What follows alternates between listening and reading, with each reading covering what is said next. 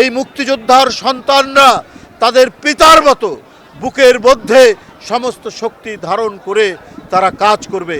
এই দেশে আর যাতে কখনোই ফ্যাসিবাদের উত্থান না হয়, আর যাতে কখনোই বাংলাদেশের স্বাধীনতা নিয়ে সার্বভৌমত্ব নিয়ে কেউ ছিনিমিনি খেলতে না পারে, তার জন্যই বাংলাদেশের এক প্রখ্যাত মুক্তিযোদ্ধা, বিশিষ্ট রাজনীতিবিদ, ঢাকা সিটি কর্পোরেশনের সাবেক মেয়র এবং রণাঙ্গনের প্রত্যক্ষ যুদ্ধে যিনি নেতৃত্ব দিয়েছেন, গেরিলা যোদ্ধা জনাব সাদেক হোসেন খোকা, মরহুম সাদেক হোসেন খোকার পুত্র ইশরাক হোসেন ইঞ্জিনিয়ার, তাকে দিয়ে কদিন আগে জাতীয়তাবাদী মুক্তিযোদ্ধা দল বিএনপির ভারপ্রাপ্ত চেয়ারম্যান জনাব তারেক রহমানের পরামর্শে ইশরাকের নেতৃত্বে বাংলাদেশ জাতীয়তাবাদী মুক্তিযোদ্ধা দল গঠন করা হয়েছে, জাতীয়তাবাদী মুক্তিযোদ্ধা প্রজন্ম গঠিত হয়েছে।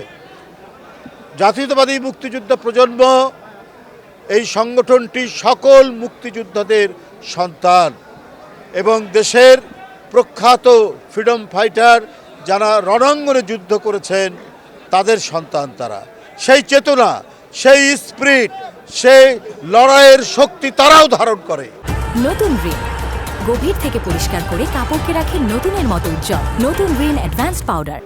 এবং তার অন্যতম নিদর্শন হচ্ছে ইঞ্জিনিয়ার ইশরাক। আপনি দেখেছেন ফ্যাসিবাদ বিরোধী আন্দোলনে তার উজ্জ্বল ভূমিকা, তার সাহসী ভূমিকা আপনারা নিশ্চয়ই ভুলে যাননি।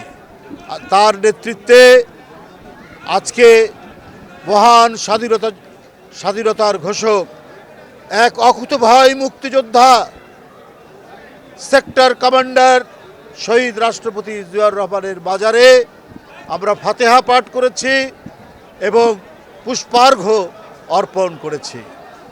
বন্ধুরা, জাতীয়তাবাদী মুক্তিযোদ্ধা প্রজন্ম তারা এই দেশকে গঠন করা, এই দেশকে পুনর্গঠন করা, এই দেশের গণতন্ত্র রক্ষা করা এবং এই দেশের স্বাধীনতা সার্বভৌমত্বকে রক্ষা করার দৃঢ় অঙ্গীকার তাদের মধ্যে আছে।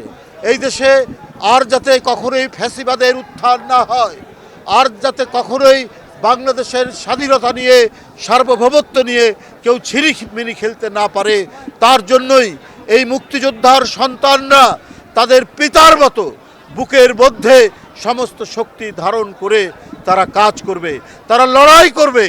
এই অঙ্গীকার, এই প্রত্যয় তাদের মধ্যে।